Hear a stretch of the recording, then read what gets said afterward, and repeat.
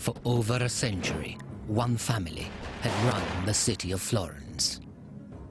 They had carved their name into the heart of the Florentine Renaissance. The Medici. But at the height of their success, they had been toppled by a sudden revolution. Now, two cousins, raised as brothers, struggled to resurrect the supremacy of their family and regain control of Florence. Giovanni and Giulio de' Medici would aim for the ultimate power, the papacy. They would press into their service the greatest artist of all time. Michelangelo Buonarroti would redefine all fields of artistic achievement. But he would watch in fear as the Medici split the church in two and drove Florence, Rome, and Europe to the brink of collapse.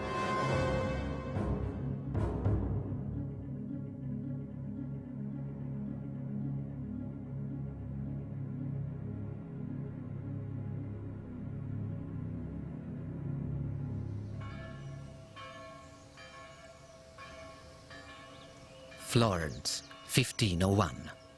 Home of the Italian Renaissance for nearly 200 years, it is a city at the heart of an artistic revolution.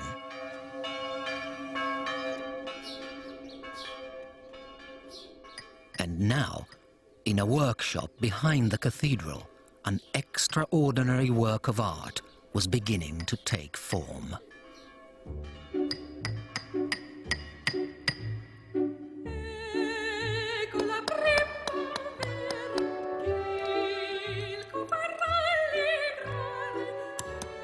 A single 13-foot block of marble had stood for 35 years waiting for a sculptor brave enough to take on the challenge.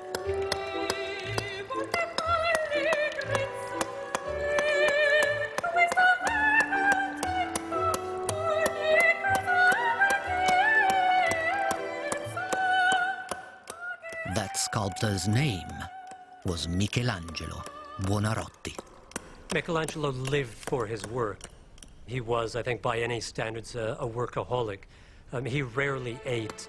He didn't sleep very much. He would often sit away in the dead of night with his hammer ringing away. He didn't take his boots off, apparently, for months at a time, so that when he did take them off, the skin came along with the boots.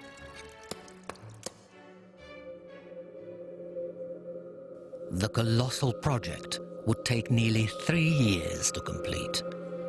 To guide his progress, Michelangelo submerged a small wax model in water. Day by day, he let the level drop. And what Michelangelo saw emerging from the water, he chiseled carefully from his marble block. He also devised a constant shower of water to keep the dust down and his body cool. The giant Michelangelo was creating would come to symbolize his struggles against the family he had once adored.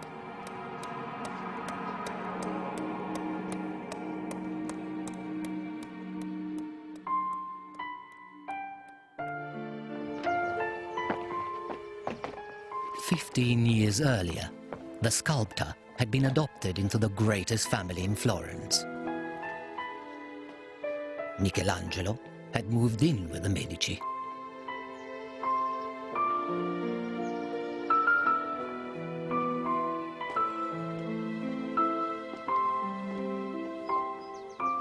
The young artist was exposed to a world of artistic achievement.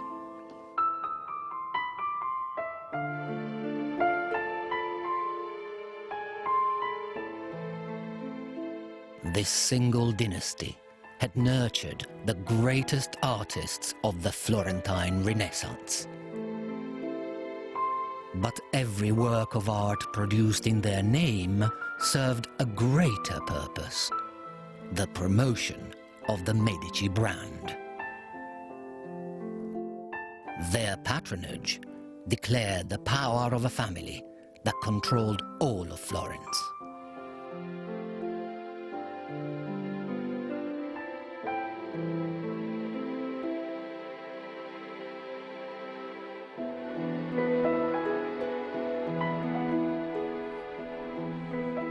Michelangelo was raised alongside the heirs to the Medici dynasty. And he watched as Giovanni de' Medici was prepared for life in the church. Giovanni, Lorenzo's son, was marked out for the church from the age of 7. And his cousin, Giulio, is also marked out for the church. The boy is by Lorenzo. And the two are, as it were, brought up together. But peace in the Medici home would be short-lived.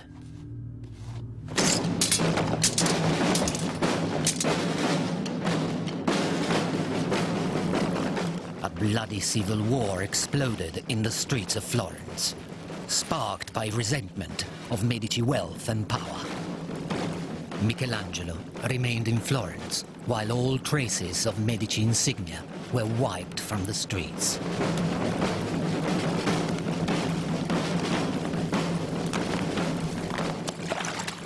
And the heirs to this once great dynasty were cast into exile.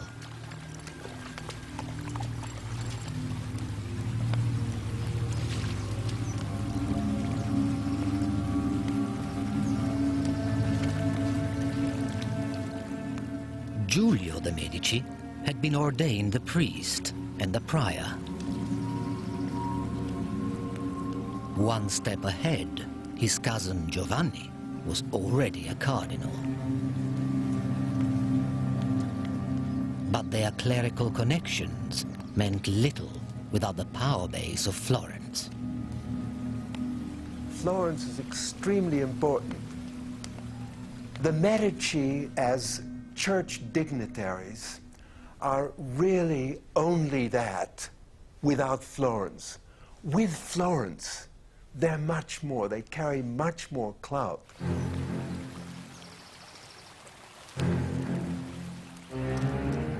But the city of Florence had placed a price on both their heads.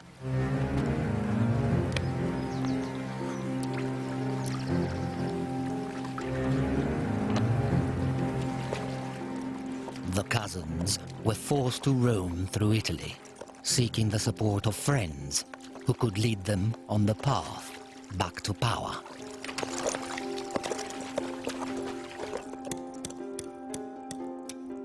In Florence, Michelangelo had shrugged off his association with the exiled Medici, and now his masterpiece was nearing completion. The city would soon have a formidable symbol of independence.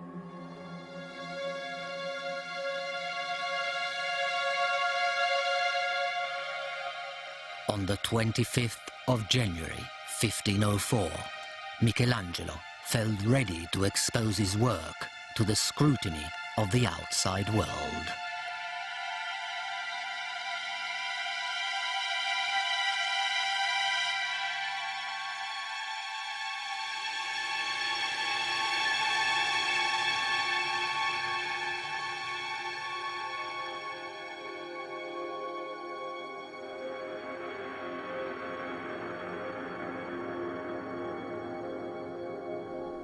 The David started out as a commission for the cathedral in Florence to be put far up on the top of the building. That's why it's so big, because it had to be visible from the ground. Well, when he finished it, the authorities came to look at it, and everyone agreed that this was such a monumental step forward that it would be a shame to put it up there on top of the cathedral, because nobody would ever see it. And what they decided was that it ought to be put outside the town hall. But context determines meaning. On a religious building, it would have been primarily understood as David the prophet, the God-given hero. In front of a public governmental building, it became, almost automatically, a symbol of the city itself. What Michelangelo had created became the ultimate symbol of resistance to the overbearing Medici. The Republic wants that image. It wants Florence to be David, but it wants the Medici to be seen as Goliath. So what Michelangelo creates is this amazing piece of Republican art. It's to show Florence after the Medici, slaying the Medici. That's what David's all about. Even Michelangelo himself believed that Medici ambition threatened the future of the city of Florence. It was a source of great sadness to him that the people he had known as a young man, the family around Lorenzo who had been so good to him and who he really knew very intimately from living in their household, later turned out to be contrary to the best interests of Florence as he saw it and as a great many other people saw it. After 9 years in exile, Giovanni and Giulio de' Medici arrived in Rome.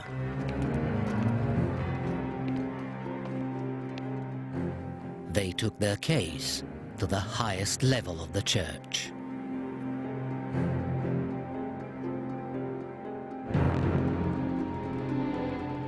Pope Julius II was also from a powerful family. Fortunately, he was sympathetic to the plight of the Medici. Now, he helped them assemble an army of their own, which headed back for Florence.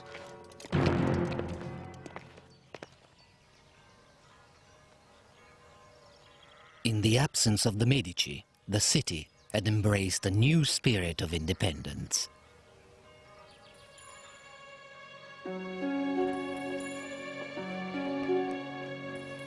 Against the wishes of the church, the artists of Florence were venturing into dangerous new ground. They had begun to procure corpses from the city's hospitals for private research. A pioneer of this controversial method was the city's most talked about personality, Leonardo da Vinci. The great master carefully studied the complexity of the human body. No detail was overlooked.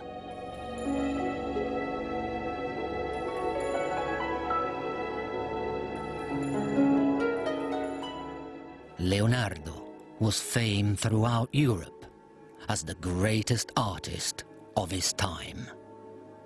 But he knew there was another contender for his title, Michelangelo.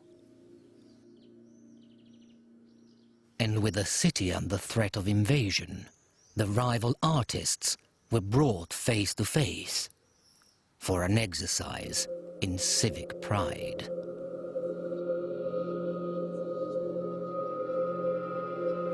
Leonardo and Michelangelo were each given a wall of the Great Council chamber to decorate with frescoes of famous Florentine battles. It was a contest between two utterly contrasting characters.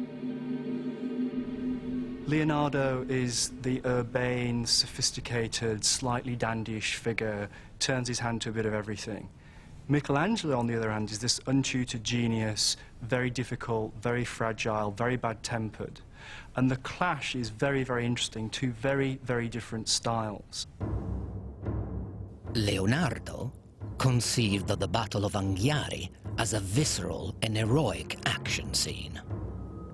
No one had attempted such frenzied violence before.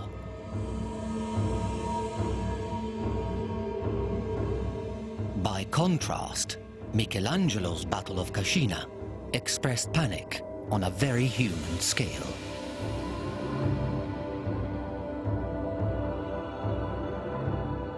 The artist had caught the mood of an apprehensive city.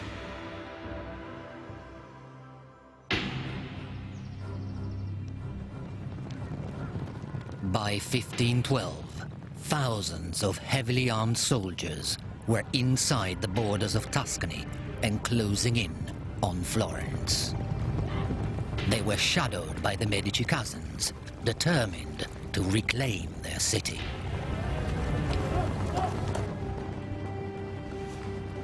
The people of Florence prepared for the onslaught to come.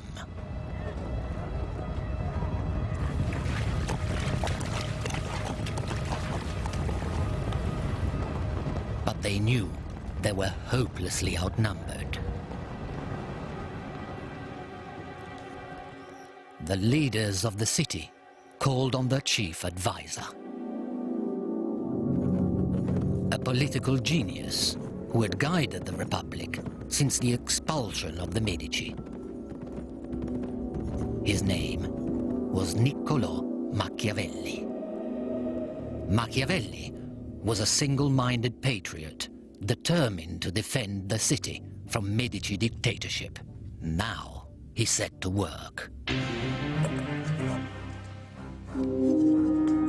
Mobilizing thousands of men from towns and villages all across Tuscany, Machiavelli assembled and equipped a national army.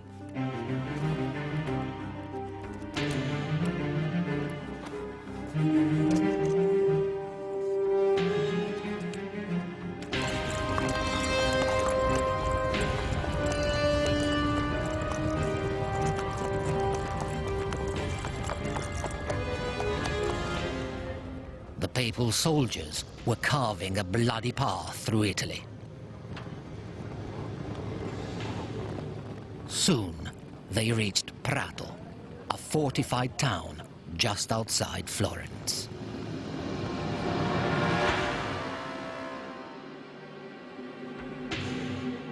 Witnesses recorded the devastation perpetrated in the name of the Medici. They broke through the wall and began to race through the town, where there was no longer any resistance, but only cries, violence, blood, and killing. Machiavelli's soldiers stood no chance. The sack of Prato was a bloodbath.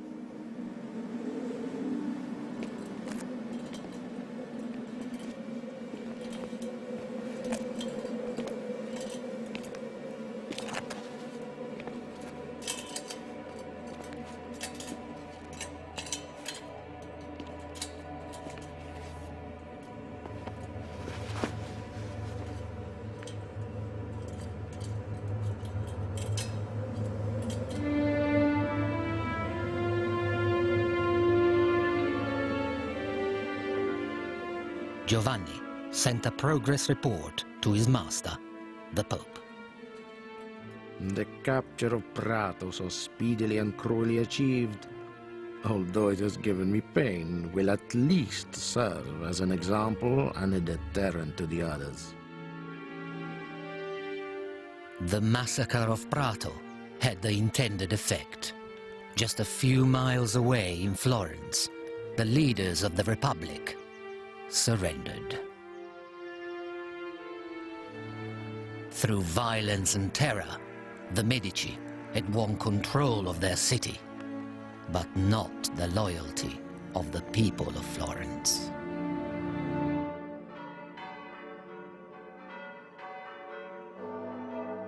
Before long, Giovanni received dramatic news.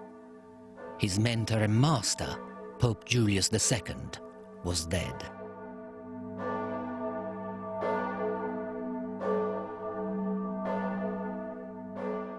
In time-honored tradition, the cardinals were all called to Rome. It was their job to elect a new pope. Cardinals would meet in the latrines to plot about who was going to be elected. And I think there is a lot of that on one hand, favors to be exchanged under the table, plotting, networking, but there is also a higher level, a more international level.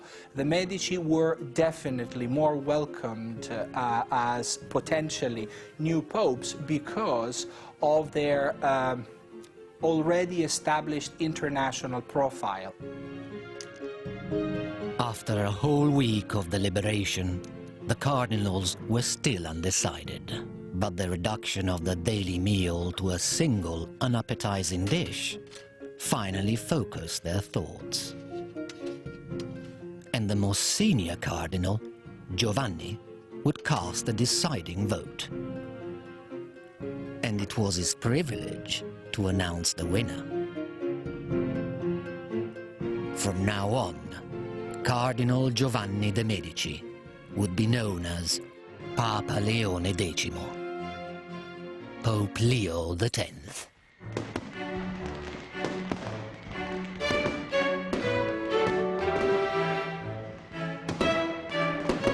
Giovanni's accession to the papacy changed everything. The city of Florence now welcomed back its former enemy with open arms. We should not forget that this is a deeply Christian culture, and any city would have easily forgotten any guilt of any type and forgiven the person if this person would have occupied the position of the papacy. It's a kind of prestige and an honor for the city.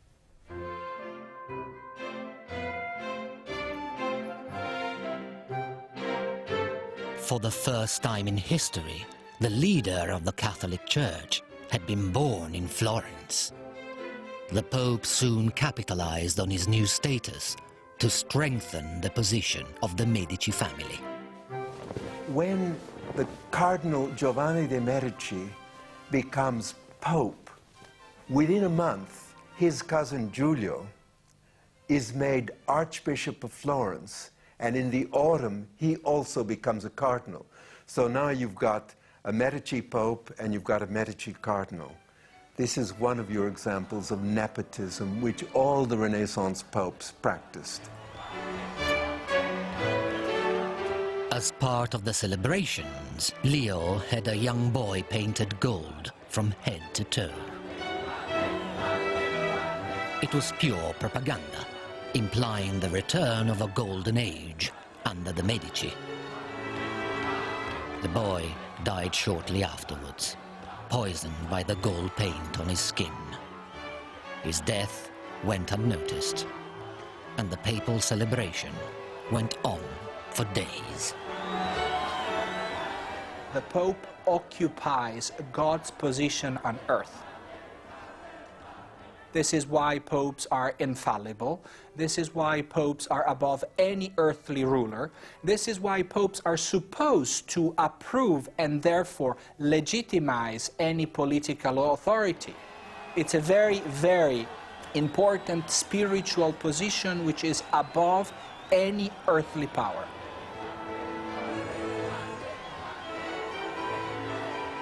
Giovanni was a fun lover. He loved drinking, he loved hunting. The moment he was made Pope, he wrote a letter to one of his brothers saying, "God has given the papacy to us, let us enjoy it."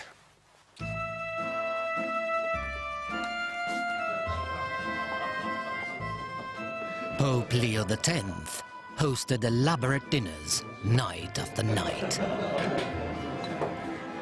One ambassador sent a breathless letter home. The meal was exquisite. There was an endless succession of dishes, for we had 65 courses.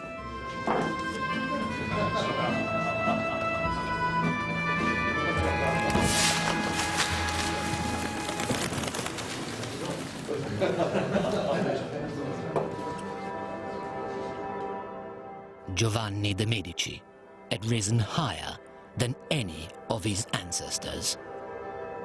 And now the new Pope inherited a fresh artistic legacy inside the Vatican itself.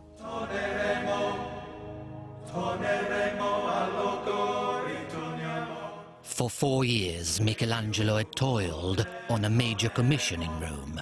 The late Pope Julius II had commanded him to paint the ceiling of the papal chapel inside the Vatican. But the ceiling of the Sistine Chapel was 1,000 meters square. Michelangelo was convinced he was doomed to fail. He was forced into painting the Sistine Chapel, he thought, as a kind of conspiracy against him by enemies who didn't want to see him succeed in sculpture. And so it's a great irony that the man that I think we consider the greatest artist of all time, the greatest painter of all time, never actually thought of himself as a painter. Michelangelo resented every minute he spent on the Cappella Sistina. This difficult position shoves my stomach up to hang beneath my chin. My loins have gone up into my belly, and I cannot see where to put my feet. And with its non-stop dripping from above, my brush makes my face a richly decorated floor. He knew he was a genius. He didn't suffer fools gladly, and the word that was most often used to describe him was terribilità, which is terribleness, in the literal sense of striking terror into other people. Working in secret, a small group of long-suffering assistants helped Michelangelo with the most demanding work. With fresco, you have anywhere from 12 to 24 hours to create your masterpiece.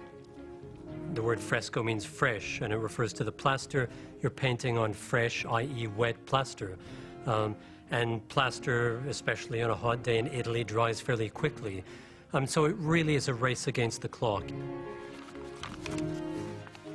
Fresco was regarded as the most difficult method of painting.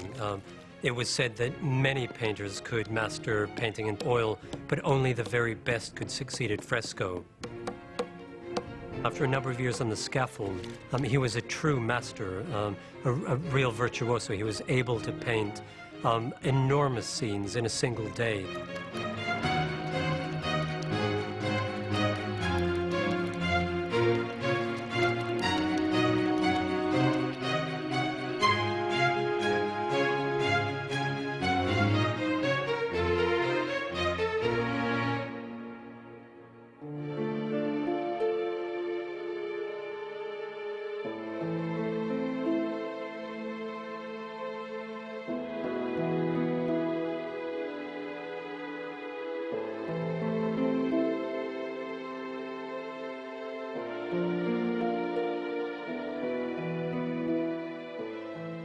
Michelangelo covered the ceiling with around 300 figures and stories from the Bible, among them the flood, the origin of the stars, and the creation of Adam.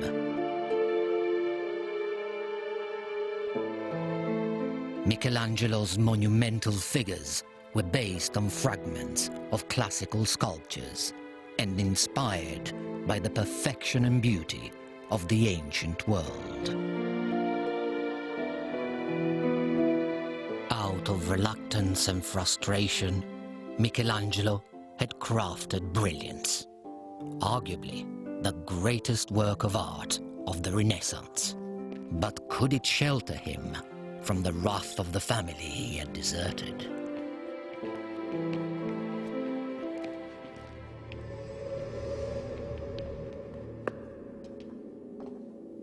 Michelangelo was always very fearful for his political life.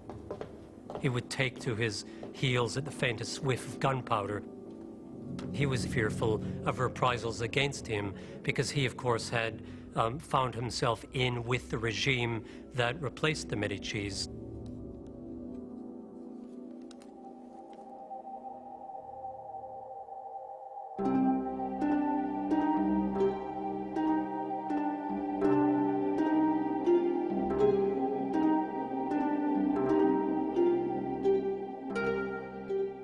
But the Medici saw power in Michelangelo's work, and they were not in the business of squandering talent.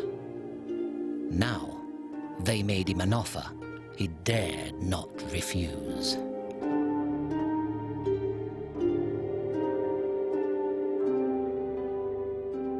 They ordered Michelangelo to build glorious tombs for their dead fathers, Lorenzo the Magnificent and Giuliano de' Medici.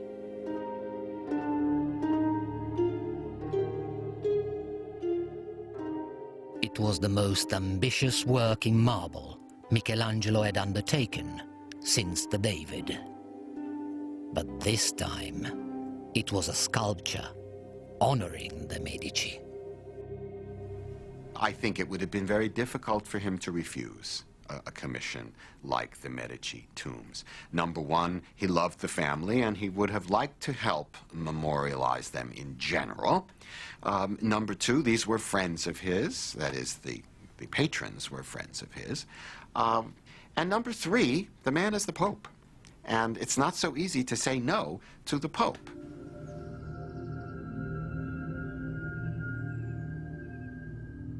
The authority of Pope Leo X was stamped across Florence. Everyone knew that their future lay in his hands. Even Machiavelli, who had once defended Florence against the Medici, now lobbied hard for a job inside Leo's regime.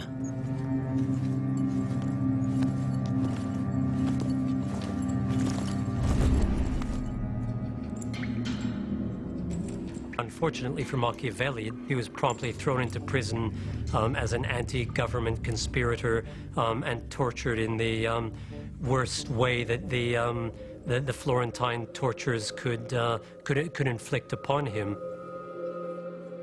Machiavelli was exiled from the city in disgrace. Trapped in his country villa, he pondered on the life he had lost.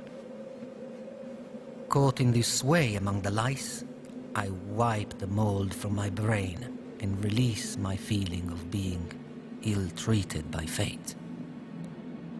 With time on his hands, Machiavelli began writing a handbook for aspiring dictators. Since love and fear can hardly exist together, if we must choose between them, it is far safer to be feared than loved. Machiavelli called his book The Prince.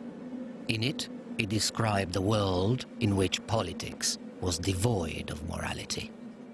Machiavelli's political theory is the first time a thinker separates ethics from politics. And this is something that had never happened before. According to Machiavelli, the prince should be a cynical ruler acting in terms of reason of state.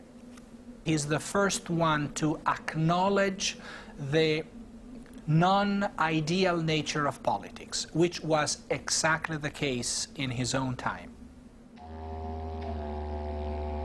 Il Principe was inspired by and dedicated to the Medici. But Machiavelli's plan backfired. The Medici refused to employ him. Instead, Machiavelli's name became a byword for ruthless and cynical politics. And nowhere was the struggle for power more cutthroat than inside the Vatican. In 1516, a group of cardinals conspired to commit the ultimate crime: the assassination of the Pope.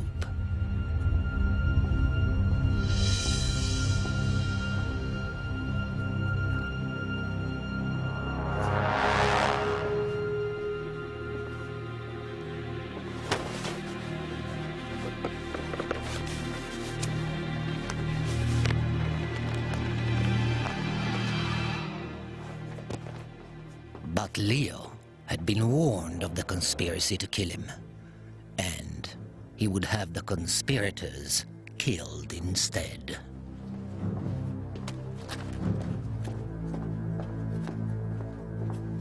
Now, the Medici cousins took steps to secure the loyalty of those around them. It's putting people in positions of power and authority who are related to the family, so brothers as well as cousins, sons, through marriage. It's a complete infiltration. It's a classic mafia move. It's to take over every single sphere from top to bottom of how the papacy was run. And the Medici are good at this. They have a track record of doing it, and this is precisely what they do with the papacy.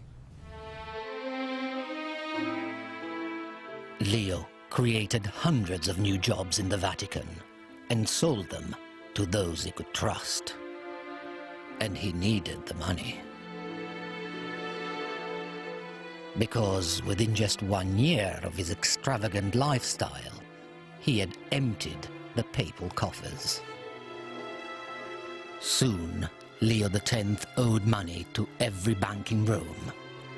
Behind the scenes, Giulio was pawning the papal jewels. So Leo turned to the source of income only available to the Pope himself, the sale of forgiveness. He started selling what are called papal indulgences. And these are basically pieces of paper which give you remission from sins. So if you've been naughty in some respect, the Pope would sell you an indulgence which would remit your sins, it would cleanse your sins. Leo wasn't the first Pope to sell indulgences, but he sold them on an unparalleled scale. And his tariff was affordable to even the poorest man.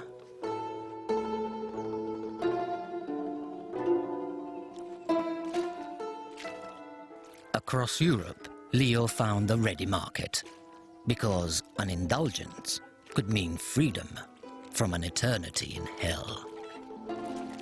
The church created the figure of the itinerant preacher of indulgences, which would stop in the main piazzas of cities and towns and preach for a specific indulgency.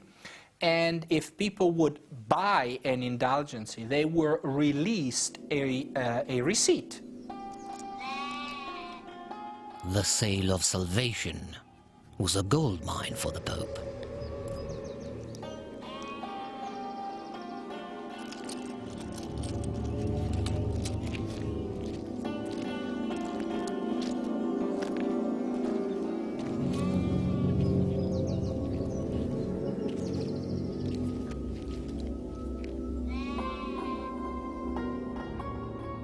An indulgence could even be bought on behalf of the dead, so that their soul might be sped on its journey to heaven. Profits from the sale of absolution were lifting Pope Leo out of debt.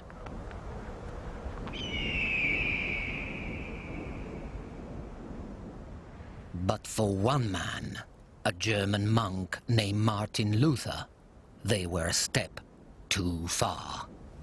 Luther was absolutely horrified by what the church was doing, and for him it symbolized everything that was corrupt and decadent about the Catholic Church.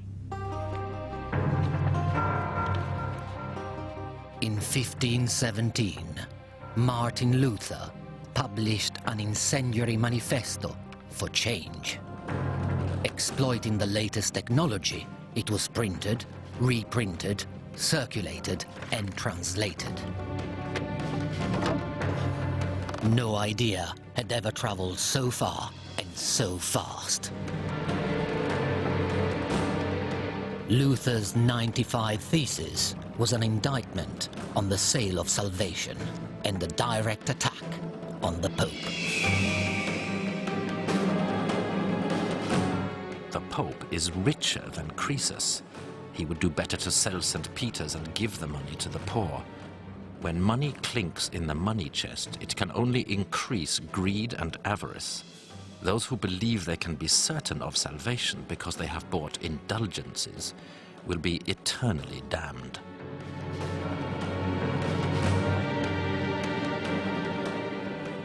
No one had ever dared use such outspoken language against the might of the Catholic Church.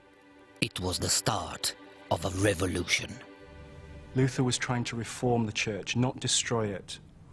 But in the process, things snowballed and went completely out of control. Before long, Luther's manifesto made its way back to Leo. But the complaints of a petulant monk mattered little to Pope Leo X.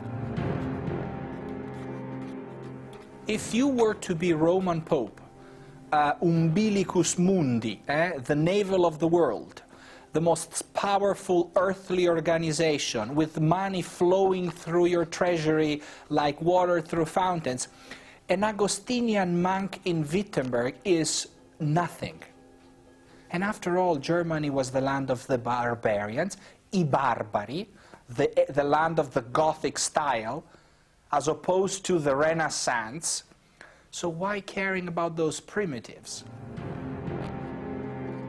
Leo drew up a standard document designed to silence heretics.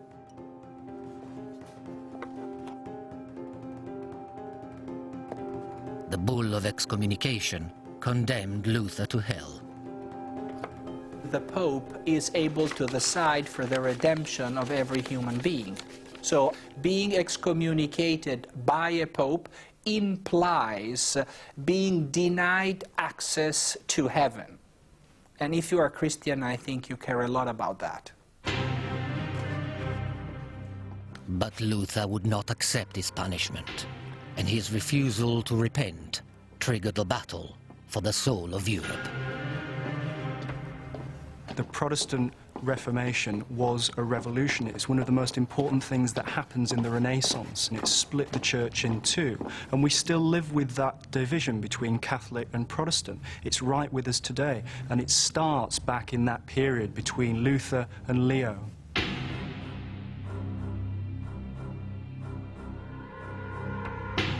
But the Pope would not live to fight his battle with Luther. In 1521, Leo X suddenly died. The high-rolling Medici pontiff had been killed by a simple winter chill. His cousin Giulio was left to deal with the mounting problem. And within 2 years, Giulio de' Medici was crowned Pope Clement VII. The new pope inherited a continent in crisis. The fallout from Luther's Reformation now brought furious armies to the gates of Rome itself. Rome was the city of pilgrims, was the city where St. Peter was buried, was the seat of the Pope. No one would have ever imagined in Western Christianity that anyone would have dared to consider pillaging and destroying Rome. It was simply città sacra, a sacred city, and you don't sack a sacred city. But to the men surrounding Rome, there was nothing that remained sacred about the Catholic Church. Many were followers of Luther, now fueled by deep religious hatred. Most of the soldiers were of German origin and nationality, therefore Lutherans. So they considered Rome as the new Babylon, the new city of sin, which is the seat of the Antichrist.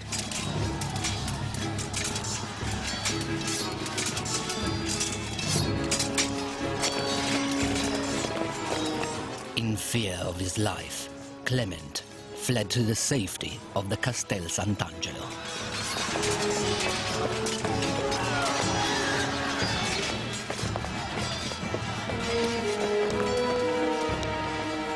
And his fears were justified. For the next day, Rome was torn apart without mercy. They break in and they ravage the city. They rape, they hold people to ransom, they destroy buildings, they violate sacred buildings, and they keep Clement VII caged into his Castel Sant'Angelo.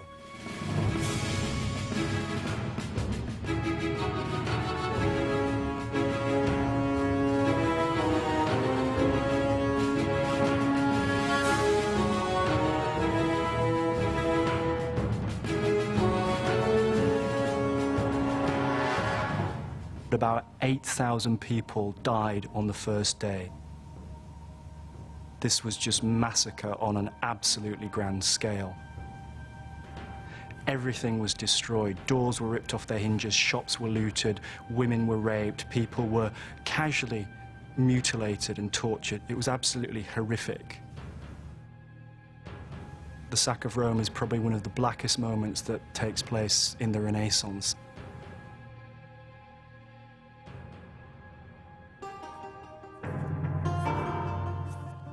After 7 months on the siege, Clement perfected his plan for escape.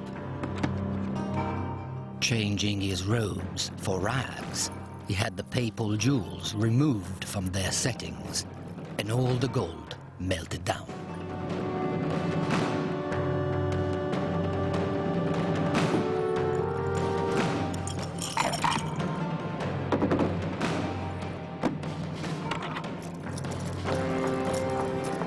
With his treasures sewn into his clothes, Clement bribed his way out of Rome and headed for the safety of Florence. But news traveled faster than the Pope. Inspired by reports from Rome, enemies of the Medici in Florence were already running riot. They attack what symbolizes that regime. And they attack the buildings, which are the embodiments of that authority. So for the Medici supporters in Florence, that week was a week of total blind fury. The rioters struck without discrimination.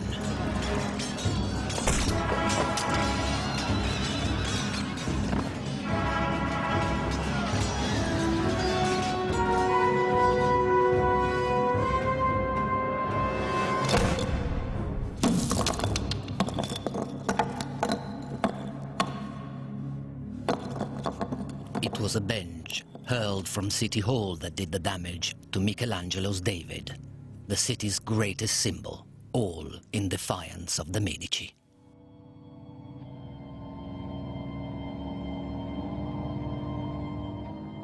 In the wake of the chaos, Pope Clement VII stood poised to attack Florence.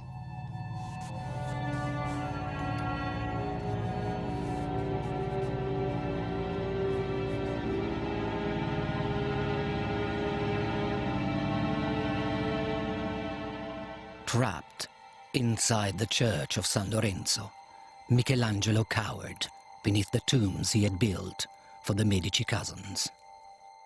I hid in a tiny cell, entombed like the dead Medici above, though hiding from a live one.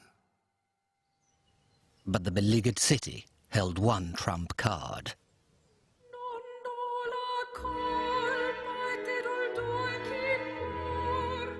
Captive inside Florence was the last legitimate heir to the Medici line. Clement VII's niece was 11 years old. Her name was Catherine de' Medici.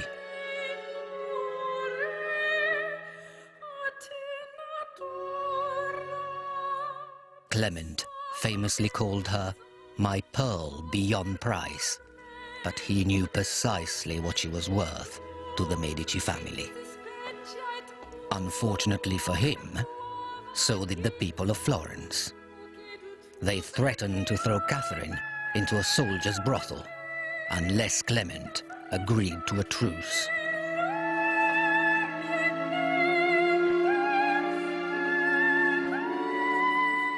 And Clement called off his troops, for he had plans for Catherine de' Medici.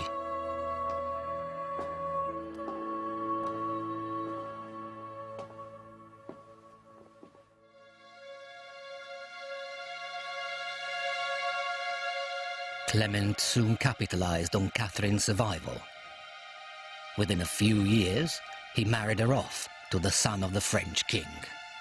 She was only 14. The unrest which her uncles had unleashed now traveled with her. Under the reign of Queen Catherine de' Medici, religious hate would soon infect France as well.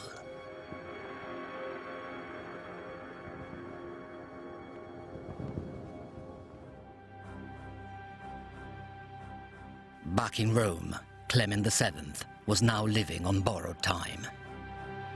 Desperate to make one last grand gesture, he summoned the man he'd grown up with, Michelangelo.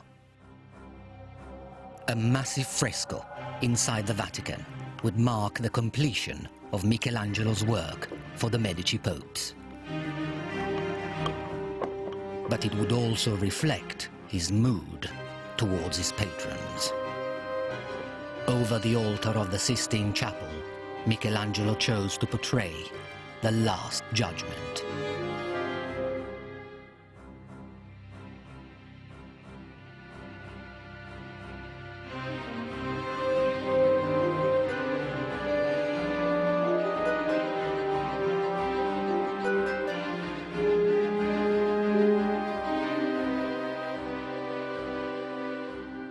The magnificent fresco was a product of the agonies of its time. This is one of the most tragic periods for the history of Europe. So art could not be anymore a mere representation of natural beauty as it had been in the Renaissance because of the dramatic events which were typical of that time period. The Last Judgment commissioned to Michelangelo probably expresses a lot of this feeling of oppression and anxiety which was typical of the time. Those are not happy people. You see those bodies are twisted and suffering, and you cannot paint people who are happy and serene and smiling with beautiful landscapes in the background. It's like the transition from Impressionism to Expressionism. Impressionism is serenity, flowers, beauty, bucolic nature. Expressionism is dramatic. Expressionism is unbearably violent as an art.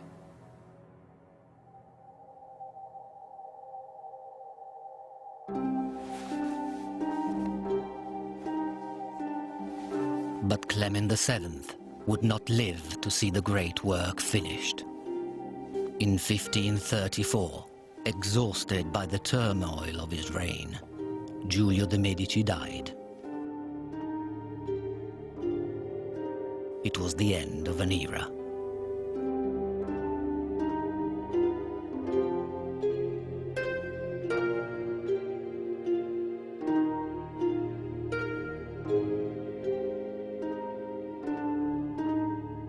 The corrupt, disastrous reign of the Medici popes was over.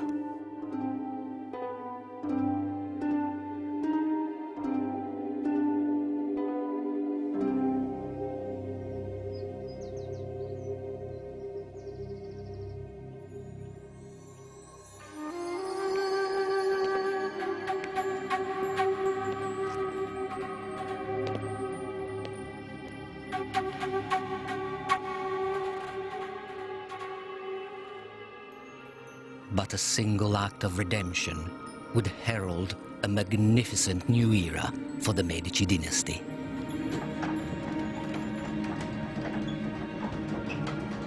Future generations would take the Renaissance beyond the realm of art and sculpture and change man's understanding of the universe forever.